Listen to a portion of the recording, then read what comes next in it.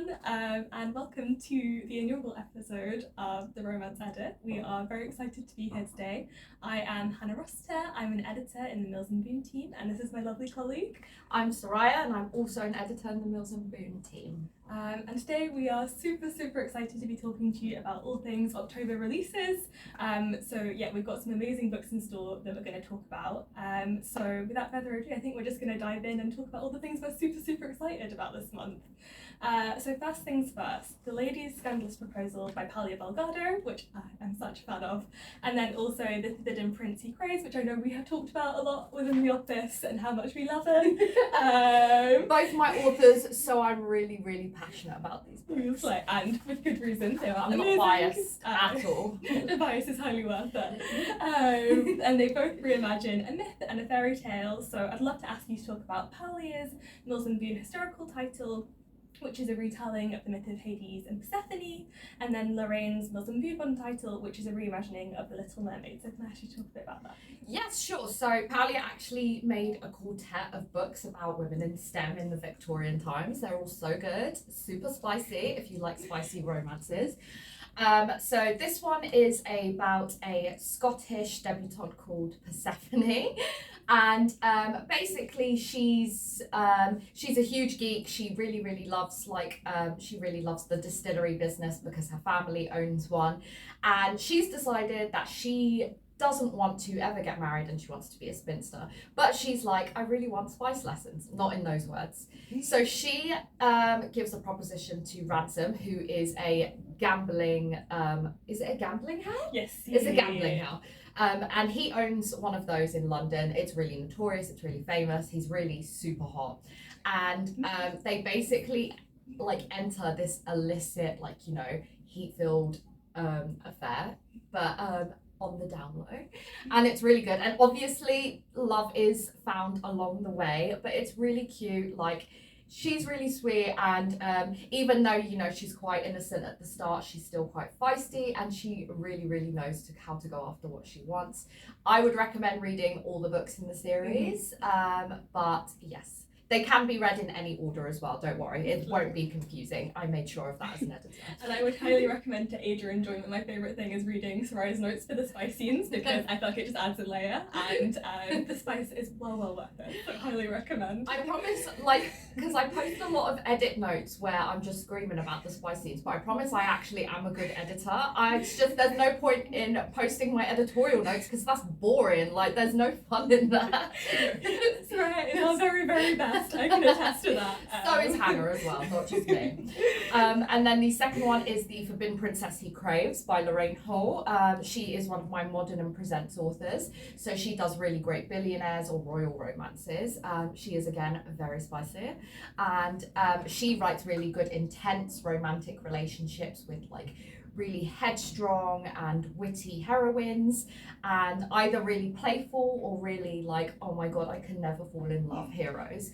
And for this one, it's specifically a reverse Little Mermaid retelling, where a man mysteriously washes up on shore on a secluded island, and this princess has been put on an island with limited staff to be kept away from lots of neighbouring countries who are trying to take over her dad's country. And because he's injured, he of course can't speak at the beginning.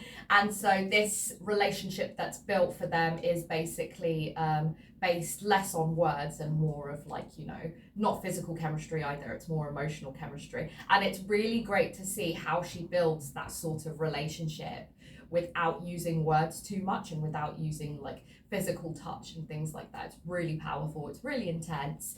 And he's hiding a secret as well, because he is the brother of the neighbouring king who's trying to take over the country, and he wants him to steal the princess so that he can push the princess's king into surrendering to him.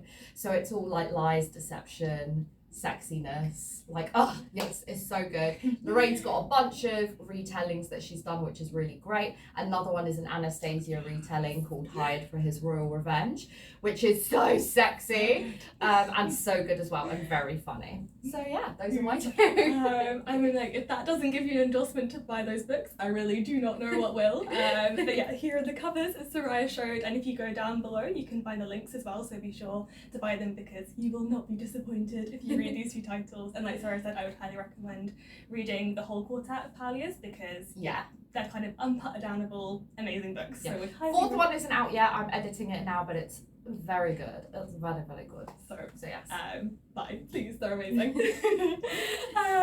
And Soraya, I can say without confidence that I don't know any book lover in my life that hasn't read and loved The Love Hypothesis. I know we talked about it a ton in the office. I talk about it with my friends all the time. And I can say with equal confidence that we have a Mills and Boon medical romance that our viewers are going to adore in equal measure. So I'd love you to fill everybody in on How to Resist Your Rival by Rachel Dove and why they absolutely have to read it, please. Oh yes, of course. I love this question. Have you seen that TikTok where it's the girl who plays Isabel in Boys I Love Before? And she's like, oh my god, I love this question. So yes, sorry. How to Resist Your Rival is by Rachel Dove, and it's a annoyance to lovers STEM story. So it's about a young woman who works in the prosthetics industry within the NHS, so it's a medical romance, and a neurosurgeon, and they both get off on the wrong foot because she needs him to help install prosthetics with her patients in her first bunch of trials. And he's just a little bit of an arsehole because he's got, like, you know, hidden stuff about him, like, you know, angsty stuff where a guy's like, I've got too much going on to be really into this young, not young. I said that, well, I don't know why I said that. They are age-appropriate couples. Yeah, I was like, no, cut that. They are age-appropriate couples. And yeah, so they have to work together. So it's close proximity, of course. And it's really sweet, it's really funny, it's like quite light-hearted, but it's obviously got some emotion in there. And Rachel Dove is really great at writing snappy dialogue when it's annoyances to lovers. So I am a big fan. Yeah, buy it. Oh, that sounds amazing. And yeah, I've read it, I can testify. Such a good book. Now I'm going to put Hannah in the hot seat like she's been doing with me for ages. So Hannah, we are obviously waiting like on the edge of our seats for season 3 of Bridgerton. Regardless of how you feel about Colin and Penelope. We understand the mixed feelings. Yeah, the mixed feelings. Like, if you're like me, you're just waiting for some more Kate Sharma and Anthony Bridgerton crumbs, which is fine because they are one of the best couples in Bridgerton. So, like, if you're looking for some way to fill that hole in your heart whenever Bridgerton comes along, I think about Casey DeBose's debut, A Duke for the Wallflower's Revenge, which I love the title of, by the way. It is so sexy, and it reminds me actually of, you know how they're saying girl math, boy math? Yeah. Someone was like, what's romance math? And people were like, oh, if there's like 10,000 dukes somehow in all of England. I've had so many conversations with my authors being like, you do know there weren't that many dukes, and I'm like, we can make that many dukes. It's fine, that's what your imagination is for, it's okay. You're meant to suspend your belief when you're going into fiction. It's like, so and if Bridgerton has taught us anything, it's that we love a duke. Yeah, so exactly. A duke or a viscount. Yeah, a duke, viscount, we welcome them all. Exactly. So yeah, sorry. Tell me about that book. I'm so excited to talk about dukes, so that's fine. So yeah, as Soraya was saying, I can't tell you how many texts I've sent to my friends saying, why have they not said a release date for season 3 of Bridgerton yet? I need to know what happens. Also because Queen Charlotte just had me sobbing in a corner for a while, so sadder than I expected it to be. I feel like I had a real like emotional hangover, like I didn't, so I don't know if I have recovered still, to be honest. I still know the speech off by heart. Oh, I love that speech so much. It's up there for me with, and it is not far enough.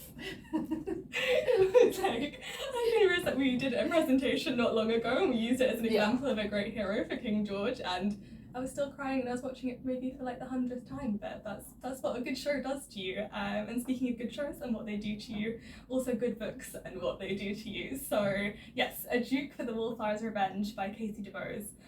you have to read it. It's basically what I'm saying. It's so good. But also, if you love a spicy book like with Talia, then this is 100% the book for you. So this is Casey's debut for Mills and Boon Historical, which we are super excited about.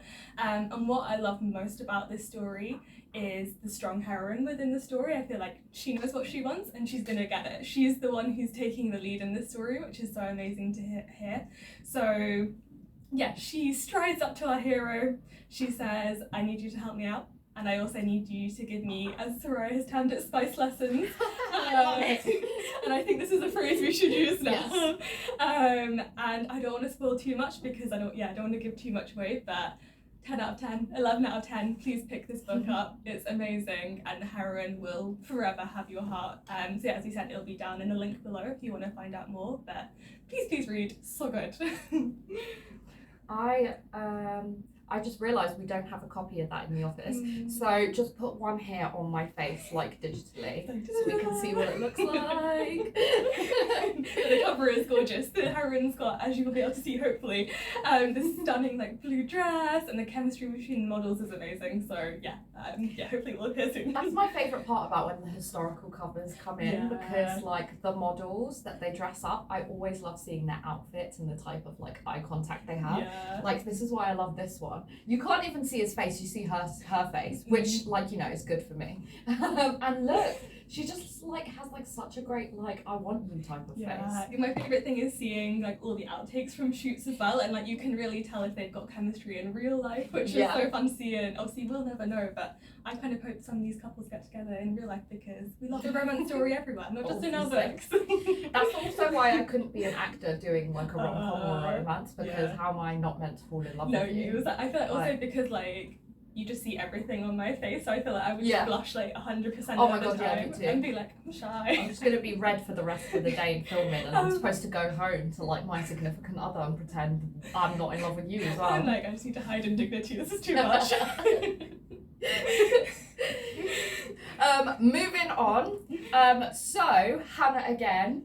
I know that everybody in the office is excited about the Christmas that changed everything by Faye Acheampong, and I wanted you to tell me, and like the rest of the people who are watching, about the book and about the love story, especially because you guys picked that book as the winner of the Love to Write competition after I joined. So I actually don't know much about it except that I love the cover and I love the author. She is amazing. So yeah, tell us more. So yeah, this is my pride and joy for October. So yeah, The Christmas That Changed Everything by the wonderful, the amazing, the beyond brilliant Faye Acheampong. So Faye, as Soraya said, is the winner of our Love to Write competition. So the Love to Write competition was run in organisation with the wonderful Amber Rose Gill, and also Nadine Gonzalez, who is a Mills and Boon author, was also one of the judges as well.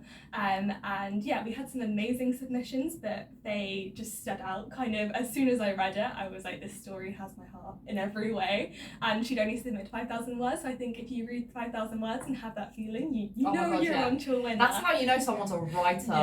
When it's like when they submit 3,000 or 5,000 words and you're like, this is the person I want. Yeah, 100%. So, and I feel like that feeling just Faye, you're a baddie. 100%. And I feel like that feeling just grew and grew. So through the mentorship program, we not only acquired the book, but I worked as the author's mentor. So we would have kind of weekly chats with each other, and I feel like it's an amazing thing to say that we had like a relationship, not just as mentors, but I feel like really as friends as well. And it was amazing talking not just about the book, but really just getting to know each other, talking about romance, of course, talking about our favourite songers, thinking about, like early 90s things that are like so much a part of who we are. So, I feel like we'll have a forever bond through this book, which is just amazing. But to talk about the book because that is most important. So The Christmas That Changed Everything. So Naomi and Will's story, where do I start? There are so many things that I love about this story. But as the title suggests, it is your perfect kind of festive pickup. So if you're looking to get into the festive season early on, I would highly recommend this being kind of one of your first festive reads of the year. But we first meet Naomi, who is the manager of a toy shop, so I think kind of akin to Hamley's in Knightsbridge, so kind of the ultimate destination for amazing toys in London.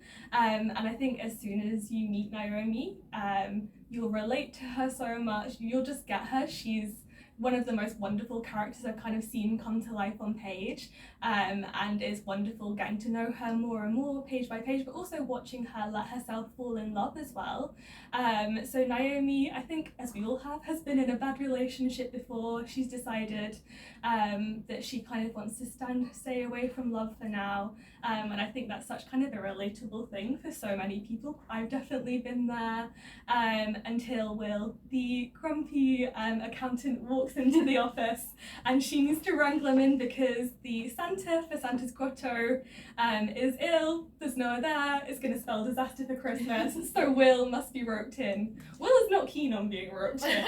Will is very adamant he will not be part of this, but I love like a grumpy person saying they're like never gonna do something and then like you immediately see them do that thing. 100% Will, who says I am never doing this, 3 minutes later is in a Santa costume, beard and tow, he's ready to go. And I think this is a testament to the fact that Will, who has worked at the shop for a little while but they don't interact that much, has actually had a big crush on Naomi for a long time. So cute. And that's my favourite thing, is when they never really act on it but the love has always been there. And I love a grumpy and sunshine as well. Like it's one of my favourite tropes to see. So yeah, Will reluctantly, but is it reluctantly? I'm not so sure. Finds himself in the Santa's Grotto, and that is where their worlds start to collide. And one of the sweetest things, I don't want to reveal too much about this book, is that he ends up doing all his work in the evenings, so he can sacrifice his time to be Santa for the next few weeks. And honestly, my heart was on the floor. So yeah, I don't want to reveal too much, but their worlds get thrown together. He has also had his fair share of heartbreak, and it's so mad. It's like Christmas magic in a book, is how I would describe it. And there's some karaoke in there. There's some Destiny's Child Christmas karaoke. There's an amazing first kiss in the snow, which gives me very much like the Cinderella story in the rain feeling. It's giving me such 90s rom-com vibes. Yeah, and it's very like 90s rom-com in the best possible way. So yeah, if that's not enough reason to read it, I do not know what will be, but yeah, please pick this book up because it's amazing. Do we have any more? Oh my god, yes, we do have more. We have 12 Nights in the Prince's Bed. Ooh, so, we were wrapped up in the Action Pong moment. Yeah. Oh my god, now I'm nervous. I'm nervous because I've broken character. Sorry guys, I had a brain freeze moment, but now we're back. And you're right, we did get wrapped up in the Christmas that changed everything way too much. But it's a good thing. It's a good thing. It means you should buy it.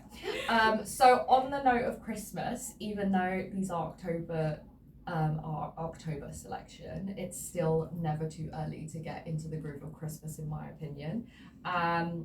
All I Want for Christmas Is You starts playing at the end of October for me, / beginning of November anyway.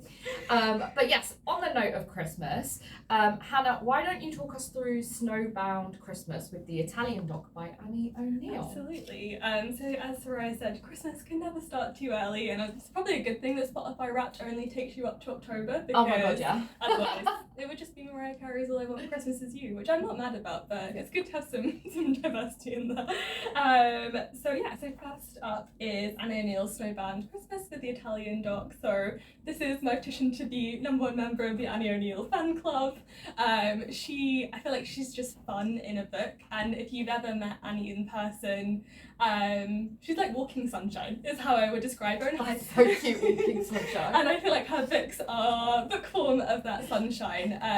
So yeah, if you're looking for something joyful, something emotional, something festive, then this is definitely the book for you. So I would highly recommend that you pick up a copy. And then following on from that Christmas recommendation, we have also got 12 Nights. There are 2 titles I'd recommend, both of them in equal measure, but especially Claire Connelly, 12 Nights in the Prince's Bed. So yeah, as you can tell from the title, this is a really fun kind of timeline story, and then it all takes over the course of 12 nights and 12 days, and it's a royal romance, and I love a royal romance. But I think the most fun element is kind of the best friend's brother element, which is I love that something trope. I love a best When friend's it's done brother. right, it's done It's so right. good. Yeah. And I feel like it adds, but I think also kind of the real emotion that is brought to this story is that she didn't have a family of her own, and the real connection she's brought up with this royal family. So kind of the stakes are so high in that if she invests in this hero and this love story, what does it mean that she might lose? So the stakes, as always with modern, are ultra high. But yeah, it's sexy, it's warm, it's a must read, so I would highly recommend picking up a copy of this. And that is our last recommendation for today. So the month of October, and then the one we don't have in physical copy right here. But we will be back again in November with some more recommendations.